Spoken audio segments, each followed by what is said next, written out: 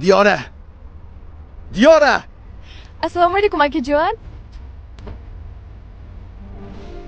Ering qani? Aka, Ering qani deyapman senga. ishga ketdilar. Haji qiz. O'zi birinchi marta qo'l ko'targanning o'zida masan olib ketishim kerak edi. Uni va'dalariga ishonib o'tiribman, haji qiz. Aka, Nima aka? Nima aka? Ayol kishiga erkak kishi qo'l ko'tardimi?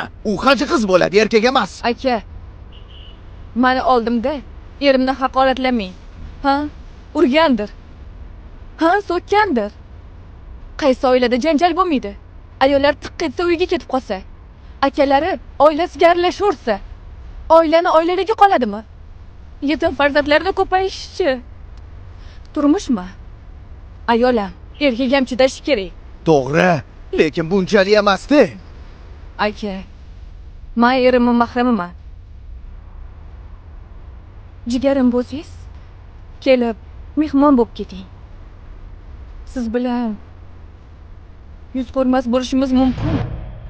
Lekin erimni haqoratlatib qo'ymayman. Men seni hayotingda Aka, nikohda bergan va'damchi? U nima bo'ladi?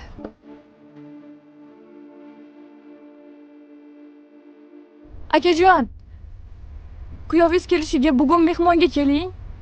Jiyanlaringiz ham sog'ingan. nima olib keling? Tarvuz. Nega eringni buncha yaxshi ko'rasan?